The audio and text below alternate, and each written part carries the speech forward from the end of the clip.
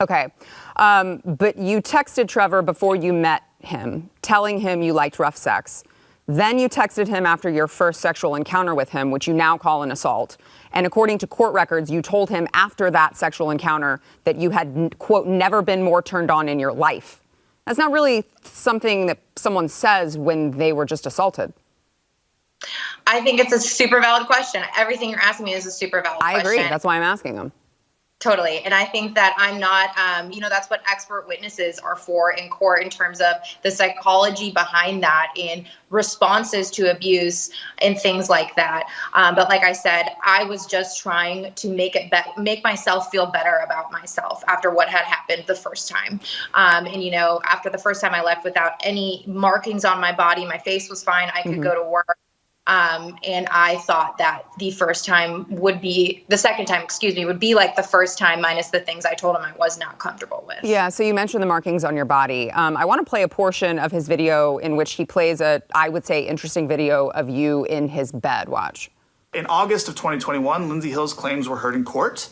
And during those legal proceedings, critical information was deliberately and unlawfully concealed from me and my legal team.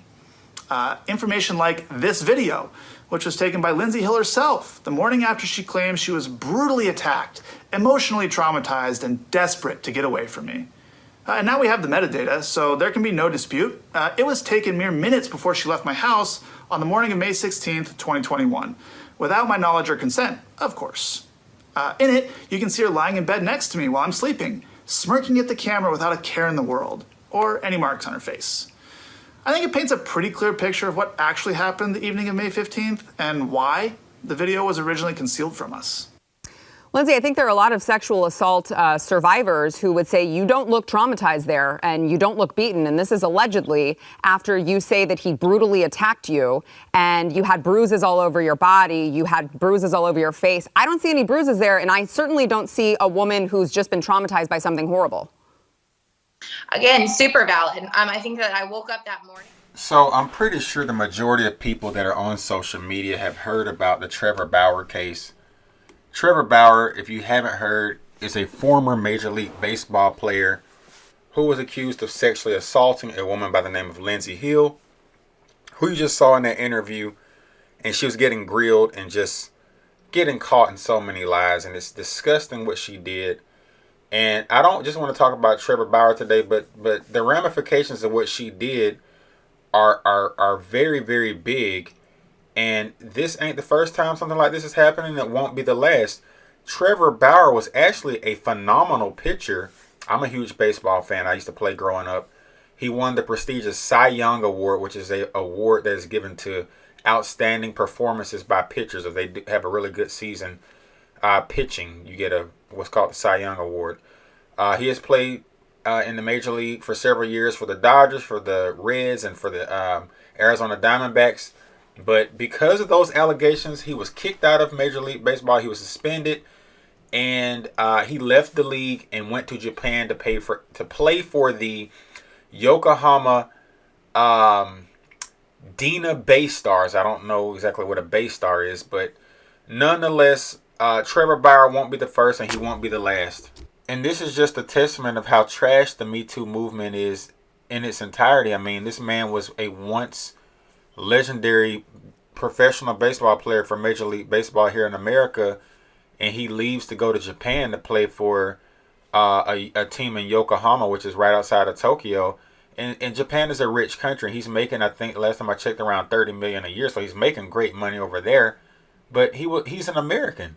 You know, he's from the United States of America. I think he's originally from California. So why is Trevor Bauer playing in a foreign country all the way across the globe when he had a comfortable lifestyle and a wonderful career here? Because a woman lied on him. She was trying to extort him, and he fought back. So salute to him for fighting back. But Me Too must die. Me Too must be destroyed. And we as men are responsible for Me Too getting to the size that it is. And we are responsible for these women feeling comfortable to lie on us and take us to the cleaners, or try to take us to the cleaners and destroy our public image, destroy our reputation, and cost us millions of dollars in legal fees. In his case, I think he paid a few $100,000 in legal fees, but still, it should not ever get to this point. Bill Cosby, we all know he was locked up in prison for allegedly assaulting women decades ago. I think the more recent one was less than 15 years ago. But these are recent pictures of a couple of his accusers, and you can tell that they have aged.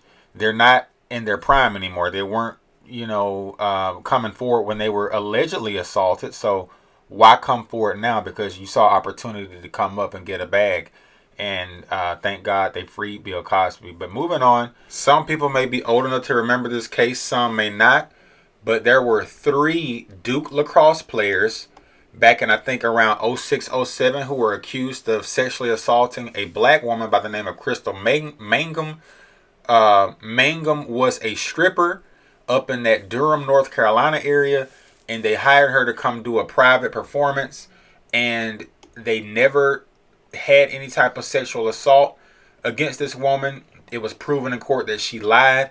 And to make matters worse, do y'all know that this crazy woman was later sentenced to life in prison for deleting her ex-boyfriend for cheating on her? Yes, look it up. She was actually charged with murder for causing the death of her now deceased boyfriend for cheating. Now, of course, the Duke lacrosse players didn't know that we're getting themselves into. Of course, you would go back in time and change these things if you could, but that's unfortunately not the way the world works. But I'm glad they were able to be found not guilty, and she's in prison for life. Now, moving on to another example of Me Too gone wrong, where the men suffered. This is a situation with 2 athletes from a school up in Connecticut called Sacred Heart, which is a very small school, of course, compared to some of the big ones. Pictured as Malik St. Hilaire. And there's another gentleman who's going to pop up by the name of Demir Bradley. Both of these gentlemen were once on the football team, and they were, of course, kicked off the football team. Of course, they had their names smeared all over the local media for allegedly having unwanted sexual intercourse with a female by the name of Nikki Yavino. And Nikki Yavino later admitted to making up the story. Both of these men were both engaged in a sexual encounter with her. She gave them both sex in a bathroom at a party. But in order to, salvage a relationship that she had with another man, she lied and said that they forced her to do it. And it was confirmed that it was a lie. She admitted it was a lie. And I think she got sentenced to 1 year in prison. Now, they never had their football scholarships reinstated, but I think the guy named Demir Bradley was able to return to the university, and he did graduate. But this was back in 2016, and it's very, very unfortunate that these guys were punished for doing something they didn't do by their scholarships being revoked. But now we can talk about the importance of practicing penis discipline. Just because a woman is offering to give you some does not mean you got to take it. But I don't want to really get on the morality side. I'm just going over some of the cases. But just because a woman is giving you some don't mean you got to take it. Moving on, there was another gentleman up in the state of Wisconsin. He's actually from my state of Georgia. His name is Quintez Cephas. Now, he did actually make it to the NFL. I believe he played for the Detroit Lions for a spell. He was a standout receiver at the University of Wisconsin years ago, and he had a great career in college, but not without a big stumbling block. He had a threesome with 2 women. I couldn't find any photos of them, but those 2 women accused him of forcing them into a sexual encounter because they were all intoxicated. But this was not that long ago. I think it was maybe about 3-4 years ago, and maybe a little bit longer. I have to look it up, but nonetheless, cell phones are a great piece of evidence. They looked through the text messages, and they were able to confirm that they made that story up. There was even text messages exchanged between the 2 women and Mr. Cephas, stating that the women had a good time and they want to do it again. And I think they said they made up a lie because they didn't want to have their reputation ruined for just having loose sex like that. So, again, a lot of these guys are athletes. These guys are entertainers. These guys are, not your average everyday citizens.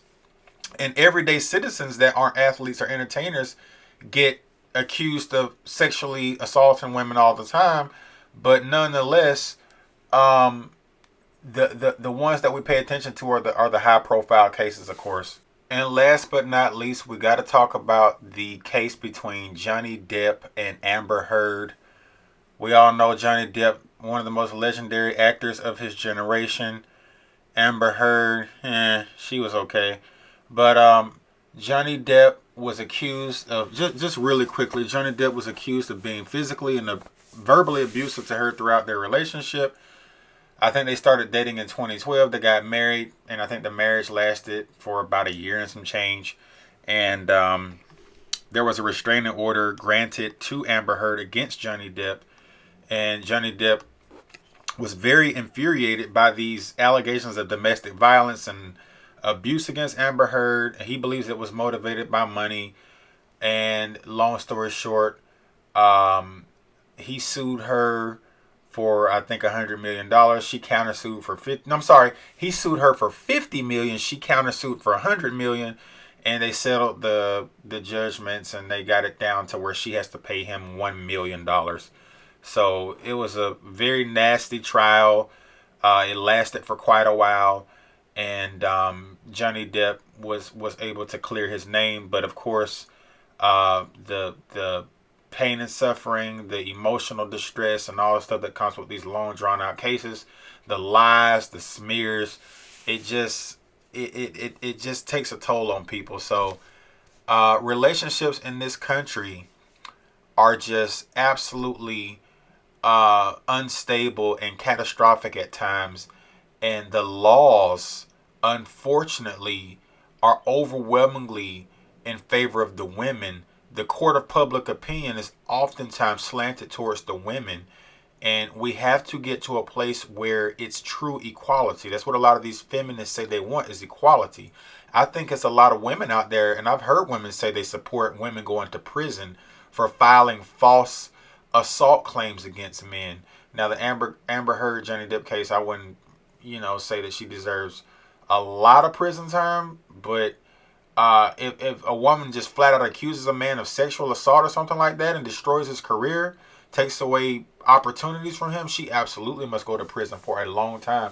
I think a minimum of 5 years. And when you get out, you got to register as a person who filed a false claim of sexual assault. I don't know what the title should be called, but you know how when a person goes to prison for a sexual assault crime, they get labeled as sex offenders. Well, the women that accuse these men that falsely accuse these men need to be labeled as false sex offender claims or whatever, something. I don't know. I haven't thought about the verbiage yet, but you get what I'm saying. So anyway, that's the end of the video, guys. I appreciate y'all watching. I hope you guys learned something from the video. It's just been too many men that have been destroyed and are continuing to be destroyed by these false allegations, and it will not stop until the women that are doing it are seriously punished for their lies and false claims and false reports against these men. And I promise you, if you start handing out 5-year sentences, these women will stop doing this, because you always remember the man, oh, he got accused of doing this, he got accused of doing it, even though he was a great athlete, even though he was a great actor. That's a permanent stain on that man's resume, right? So that woman deserves an equally permanent stain on her resume. Oh, that's that woman that lied on such and such. Oh, she served 5 years in prison for lying, and for life she has to carry that label everywhere she goes. She has to carry the label of a false claimer of sexual assault. I support that 100%. And men should band together and demand that your local officials, your state legislatures, get behind a bill like that. I doubt that you'll see anything like that in the blue state, but it will definitely be something that happens in red states if we just push the envelope. And of course, the feminists will be mad, but it needs to happen. It's long overdue. How many more men are going to suffer?